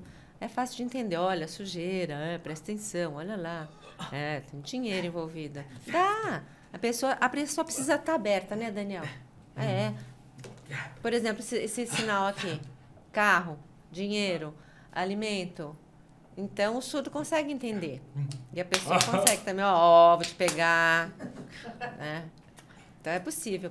Eu acho que precisa só a pessoa ter mente aberta, né? Só. Ótimo. Ela tá certa. Ela não tem vivência, não tem experiência nenhuma, então fica com medo. Sim. Então, eu percebo, às vezes, quando a pessoa tá muito em pânico, eu nem mexo com ela. Entendi. Tá certo. Muito bom. E o próximo? Guilherme, eu gostaria de saber se você já precisou se comunicar com alguém surdo e como que foi essa experiência para você? Na vida, acredito que não. Acho que assim, eu já vi pessoas surdas, né? Já estive perto, mas eu acredito que eu nunca tive uma pessoa que eu tivesse convivência. Então, eu não tenho essa experiência até o momento. Tá bom, mas como você acha que você deveria fazer? Como você deveria agir? Tem ideia?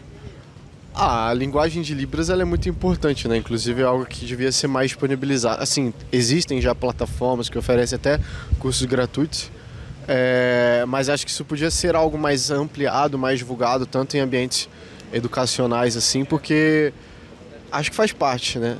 Se o brasileiro cada vez mais é exigido que ele saiba inglês, que é uma língua estrangeira, por que ele não pode saber uma língua que é necessária para falar com alguém do seu lado, né? Então, nesse sentido. Guilherme, muito obrigada. É legal. Guilherme, palma pro Guilherme. Palma pro Guilherme. E aí? Por exemplo, né? A gente tem que aprender inglês? Então, se a gente pode aprender o inglês bem, por que a gente não pode aprender Libras? Porque a gente não falou agora aí que a gente tem 10 milhões de pessoas que precisam se comunicar.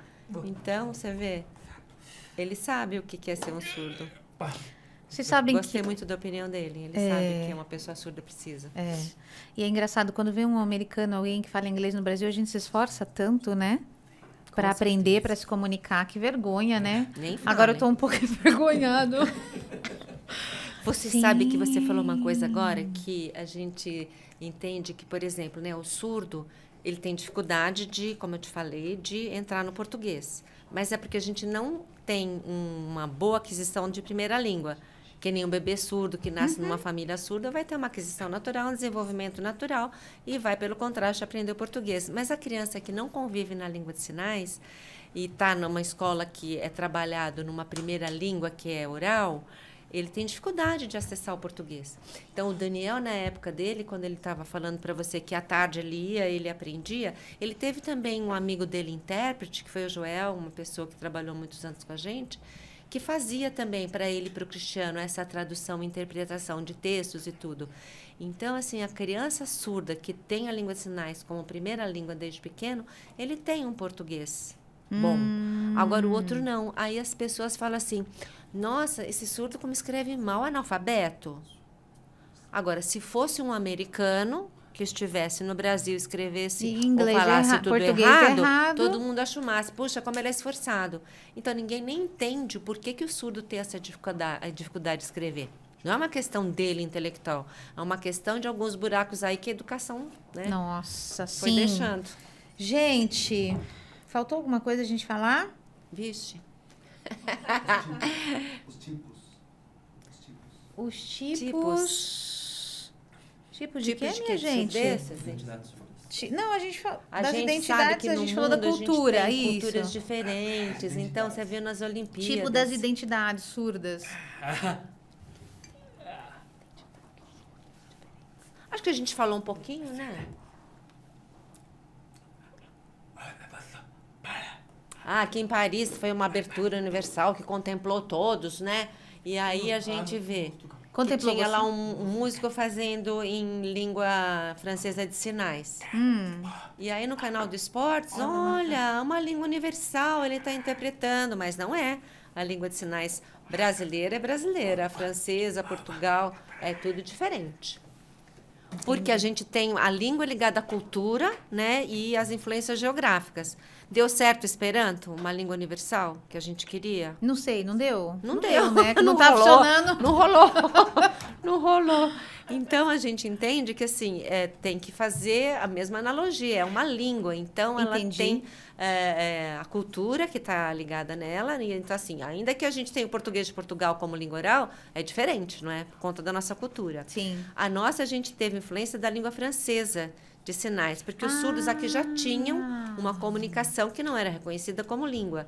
E Dom Pedro II quis, então, fundar uma escola que fosse direcionada para os surdos. Nossa, não sabia. E aí, então, traz da França um professor surdo francês, que tinha a língua de sinais francesa, que traz para cá. Só que ela trouxe sinais de cultura, de coisas que os surdos não tinham acesso, porque não tinham acesso à escola. Então, de um nível cultural. Mas os sinais que a comunidade já usava, esses permaneceram. Então, a mescla desses sinais, junto com a cultura vinda da língua de sinais francesa, transformou o que a gente conhece hoje como língua brasileira de sinais.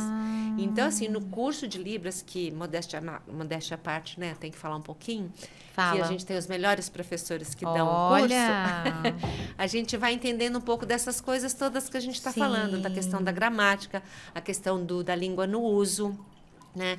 Porque, assim, por exemplo, o Daniel é um professor que vai do nível básico até o avançado, conversação, e ele e o Ricardo é que dão a formação para os outros professores que vão começando na DERDIC, né? Porque a gente até pouco tempo não tinha uma formação. vocês Então, a têm gente formação mesmo para que professores agora. Sim, tinham Letras Libras, que eles foram da primeira Tá. turma. Então, eles foram, trabalhando com os professores surdos que a gente foi convidando para ampliar. Então, a gente tem hoje 15 professores surdos, desde 2006 para 2007 que a gente ministra o curso, né? E o Daniel, hoje, além de ser professor, também dá, então, orientação, formação, trabalha didática, faz os vídeos do Moodle, então, assim, de piadas, coisas da Que cultura. vídeos são esses? Quer falar um pouco dos seus vídeos, Daniel? Fala. Ele é youtuber, é isso? É mais que isso para mim. É youtuber? Porque eles fazem coisas fantásticas. Então, por exemplo, eu faço dicionário, filmo videoaulas para colocar no Moodle. Eu faço edição. Então, tem a plataforma Moodle, é lá que eu coloco. Então, os alunos ouvintes por ali aprendem. E aí, eles criam também, por exemplo, exercícios. Então, ele dá lá, por exemplo, os diferentes usos da palavra mais na língua de sinais. Então, aí ele grava vídeos dos diferentes usos. E aí, depois, as pessoas têm exercício para responder aos mais. Porque, assim, a gente tem 8 mais na língua de sinais. Tá Não é fácil, hein? Tá fácil. É porque é uma língua visual. Então, como a gente falou, por exemplo, a questão do carro e tudo, a gente tem uma adaptação, principalmente pelos classificadores. Então, por exemplo, verbos, eles são adaptados ao objeto. Então, se eu falar para você, assim, que eu falei, olha o mundo. Então, se eu falar para você, como você abre uma lata de cerveja? Assim. Pode ser. Então, assim, o movimento que você faz para abrir a lata de cerveja. Então, é diferente se eu te perguntar como você abriria uma blusa de zíper, por exemplo. Aí você fechou. Não, vai abrir. 0, Viviane. Não, mas assim que a gente vai aprendendo, isso é construção. Não, para você ver, né? Que então, a gente tem loucura. que observar, entendeu? Sim. Então, a gente adapta o verbo ao objeto. Então, a mesma coisa o mais. Eu não posso, por exemplo, comer mais, né, Daniel? Fazer o sinal de mais para comer. Por exemplo, comer mais. Não posso. Como é que é o certo? Mostra para ela. Comer mais é tipo repetir. Isso junto dá uma palavra repetir. De novo, outra vez. Entendi. Por isso que tem 8 mais. A sensação, assim, o significado de repetir de novo. Entendi. Entendeu? Gente, mas não, isso aqui é o seguinte, isso aqui tem que fazer o curso lá com vocês. Tem. Pra gente conseguir entender melhor, porque realmente é um mundo, eu tô assim, passada do tamanho desse mundo. Diferente. Curiosidade sobre sentimentos, porque objeto é visual e sentimento. Olha, pergunta boa, hein? Boa. Essa pergunta é boa. Muito boa. Ele perguntou que objetos, né? O dia a dia é visual, mas e os sentimentos? Coisas abstratas. Vamos. Então, vamos falar, Daniel. Vai, Daniel. Como é que você fez? Você é casado, né, Daniel? Você é casado? Sim, Como sou que casado. você... Como que é isso? Como que ele ou ela, não sei. Ela. a Ela, Lili. como que ela sabe que você ama, a ama? Como é que essa coisa de sentimento? Ela é minha esposa. Eu fico falando pra ela, você é linda. Ó, olha, aqui, ó, Muito, você é a gostosa. boquinha. Você é gostosa. Olha o I love you. I love you Aqui! gostosa. Porque isso é I love you, aí ele já... Vem, meu amor. Não, e a boquinha aqui, ó. Eu te amo, meu coração é todo seu. Mas ela é surda também. Ah, tá, legal. Lili é surda Entendi. também. Mais Mas a gente alguma? tem poesia em língua de sinais. Saudade. Saudade. Olha a profundeza da saudade dele. Não é uma Profundeza. saudadezinha, é uma saudade de você. Não aguento mais de saudade. Vem.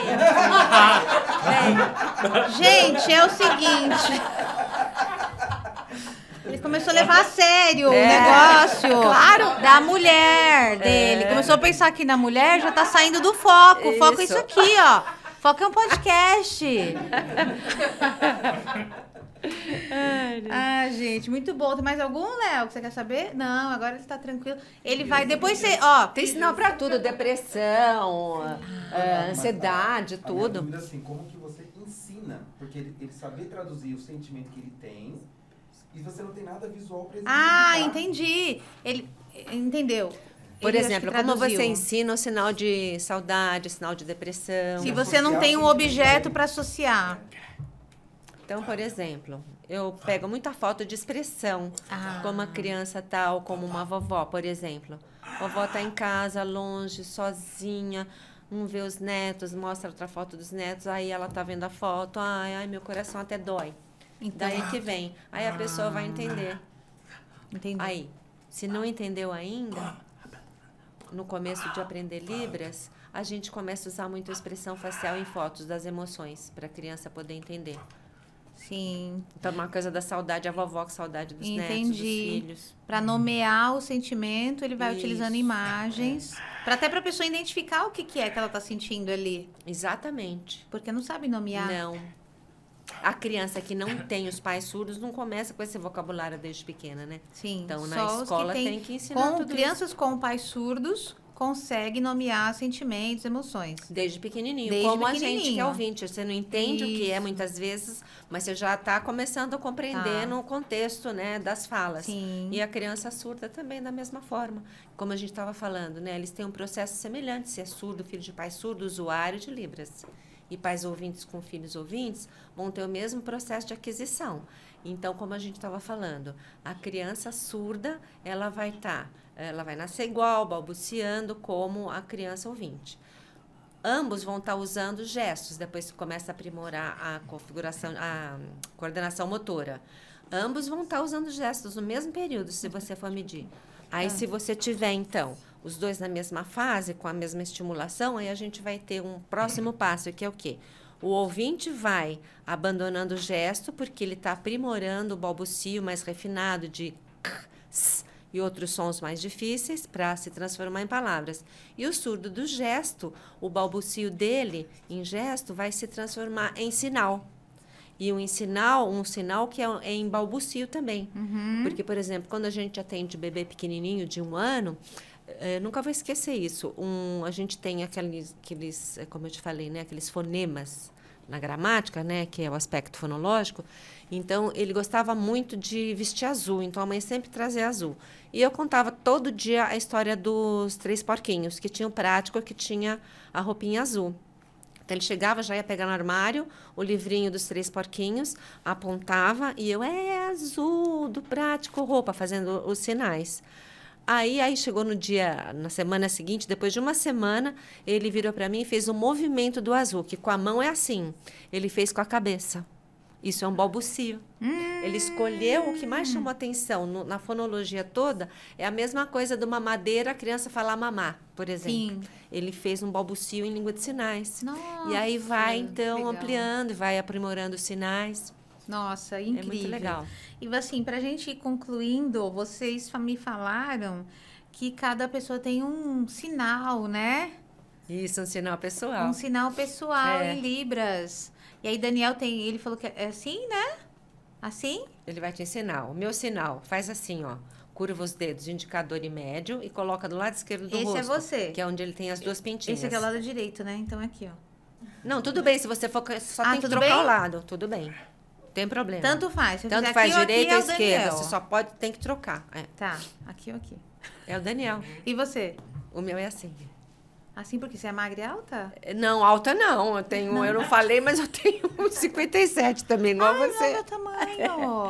É porque eu era magra antigamente e na comunicação total, que foi uma fase entre o oralismo, que era só obrigar o surdo a falar, e o bilinguismo, a gente passou por uma fase que era você ter os sinais acompanhando o português, que eu falei que isso não pode acontecer. São 2 línguas diferentes. Então, o I é assim. E aí, isso é magra, então... É um magra meio misturado com I na época. Hoje em dia ninguém sabe que é do I, mas estou contando a verdade. Sim, mas é um Então, bom nome, é um bom porque sinal. magro é assim, então o meu sinal fica assim. Magro em sinais é assim. E língua... O magro é. Eu não. Eu é só assim. Sem a bochecha colada. Tá bom. Pode contar o seu? Ah, assim, por então. causa da barba? Tem a ver? Ele tem um furinho no Um queixo. furinho no queixo. É que tá Então é escondido. algum sinal nosso. Por exemplo, esse aqui, você sabe quem é? Xuxa. Então. O outro faz. Por exemplo, esse aqui. Muito bem, Silvio Santos. Lágrimas. Quem mais? Triste. Ronaldinho? Gaúcho? Ah, Ronaldinho? Também, mas não era. Mônica? Esse é o Ronaldinho Gaúcho assim. Agora aqui eu não sei. Sabe? Sei? Isso. Mônica? Tá bom, então eu acho que... Ó, o outro, ela vai te falar um outro. Conta. Que é por hábitos, ó, tem várias coisas. Quem é esse? Beijo do gordo. O Jô Soares. Porque tem... Quê? Queria ensinar pra você. É isso que eu quero aqui pedir, gente. Agora que todo mundo um sinal aqui pra gente fazer uma inclusão comigo, porque eu tenho que ser incluída aqui, eu preciso de um sinal. Quem que dá o sinal? Que isso? Se eu encontrasse mais vezes, seria mais fácil de te dar um sinal. Assim, na hora, eu não sei do seu jeito, como o do Jô Soares, por exemplo, uma mania que ele tinha. Entendi. Eu não sei. Então, eu falaria dele sem conhecer, gordo, de óculos? Não, aí eu Não. percebo. Ele tem uma mania, Entendi. que é um costume. Mas o seu seria só pelo visual agora. Quer? Entendi. Mesmo pelo visual, ele pode dar. Podemos tentar. Tenta. Ó, se for tipo assim, eu gosto. Se for igual o Jô Soares, não gosto. E aí? Também, sabe quem é esse? A plateia. Popó? Não. Roberto Carlos. Aê, Roberto Carlos. Roberto Carlos. Eu? Léo.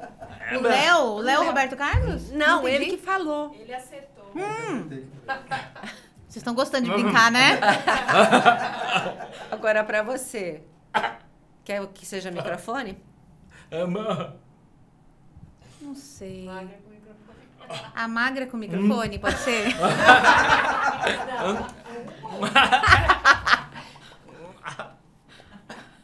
Nada com o dedinho. Ele não conseguiu. Tem muita gente que tem sinal. Assim que eu falei que me chamou a atenção que você usa o gatinho. Gente, primeira vez que eu fiz isso nesse podcast todinho. Jura? Aham. E eu achei que era sua marca. Eu já ia Não. falar pra ele, ela deve usar sempre. Não Nunca. faço, nunca. Nunca. Primeira vez em 3 anos que eu fiz um olhinho aqui. É, ficou bonito, viu? Isso, pra gente... Olha assim, ó. Ó, gostou? Aqui? Um olhinho amendoado. Ah, Ai, que gostei, bonitinho. gostei. Gostei. É leve. Aqui. O que é isso? Fazer os dois, fazer o magra e mais o microfone. Não, Não dá. É. Vamos fazer aqui o olhinho. Gostei. Pronto. Nossa, gente, muito obrigada. Muito obrigada.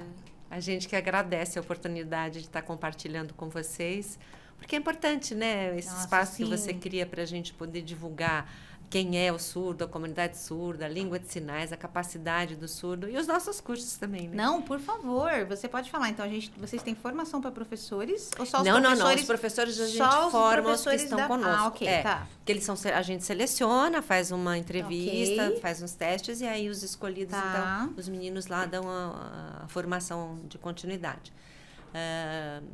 Você queria que eu falasse o que Vocês têm formação para pessoas físicas, então. Eu quero ir lá. Isso, pessoas ouvintes Tá bom. físicas e também tem pessoa jurídica. Ok. A gente, então, dá atendimento para a empresa, faz workshop, Em curso company, básico, curso em aham. company, focado, né, no atendimento da empresa. Se a pessoa quiser uma coisa mais customizada, então, Tá. telefonia. A gente só vai poder fazer 60 horas, a gente Tá. quer customizado. Então, dependendo da solicitação, a gente monta o curso Ótimo. e o professor surdo vai até o local para ministrar o curso. Ah, legal. E as pessoas físicas são nas unidades da PUC, que são alunos ouvintes, muitos são professores, a gente já teve 2 promotoras, que foi uma Legal. surpresa, uma delas voltou a fazer o curso agora, Olha que que eu fui legal. dar aula teórica, ela veio falar comigo, eu falei, eu lembrava de você, mas não lembrava que você era promotora. Ela falou, eu tentei convencer muitos amigos meus, mas a maioria não veio, porque é muito importante, né, um Nossa, com espaço do certeza. direito, né? Sim. Então, a gente tem professores, a gente tem pessoas que têm vontade de ser intérprete, tem professores que estão trabalhando na inclusão e que sentem a necessidade, pessoal de RH, Sim. que fazem a com certeza. seleção. Então, a gente Sim. tem um perfil bastante diversificado, a gente acolhe a todos. Legal, tá ótimo, gente. Então, aqui nesse QR Code, a gente repete aqui os links aqui que Ok. Maria Inês está falando, dos cursos. Então, você vai contratar, você precisa trazer, logicamente, incluir as pessoas, não só trazer, não só contratar, mas incluir as pessoas dentro das empresas. Então, você entre em contato com eles, porque eles podem fazer esses cursos mais customizados, para que as pessoas consigam incluir essa pessoa com surdez dentro da empresa, que é essencial. Se a gente fala de diversidade, a gente precisa ter as ferramentas para fazer isso dentro da nossa empresa. Então, a gente... Vocês Vocês estão fuxicando. Desculpa, Eles estão ali fuxicando. A gente tá, pra gente, porque a gente estava lembrando que a gente tem o Instagram, que até eu falei que a gente divulga, né, as questões da cultura surda, essas coisas de os diferentes usos de determinado termo no português, como é que é usado na Libras. Ótimo. Então é bem bacana deles também Pode estarem falar o seguindo. Instagram, mas a gente também coloca no QR Code. Arroba Libras PUC. E aqui você também tem o link. Oi? E o Derdic PUC. SP. E o arroba Derdic PUC também, que é lá o centro de formação também. Então, é isso, gente. Eu só esqueci de falar uma coisa. Fala, que a gente gente. tem a escola de surdos e a gente tem a clínica, que é SER. Então, a gente atende com parceria com o SUS. A gente tem essas duas frentes. Clínica pessoas educacional. Isso. Olha. Surdos, afásicos. Atualmente, como é SER, também surdez com deficiência intelectual, ou com autismo, tudo que envolve a área. Um atendimento interdisciplinar de psicólogos, médicos, neurologistas e toda a equipe. Manda todos esses links pra gente pôr naquele QR Code, então, tá bom? Combinado. Super Obrigada. importante.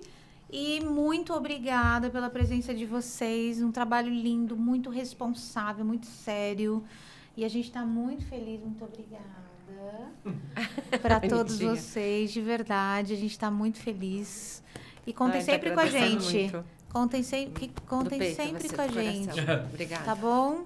Contem sempre com a gente. Eu fico um pouco confusa, porque Você quer fazer? eu quero fazer Libras e tem que falar, então dá um tilt aqui, ó. Mas eu vou fazer o treinamento e isso vai melhorar. Pessoal, muito obrigada. Gostou, gente? Viu como é que a gente faz? Viu como é muito mais complexo, como é sério, importante, como a gente tem que lidar com responsabilidade com esses temas? Então, gostou? Você já sabe, curte, compartilha, se inscreve no canal, que ajuda esse tipo de conteúdo aqui a ir para muito mais gente, gente que decide, gente que assina, gente que resolve. E aí a gente vai melhorando e mudando o mundo pouquinho por pouquinho, tá bom? Um grande beijo, até a próxima. Tchau, tchau.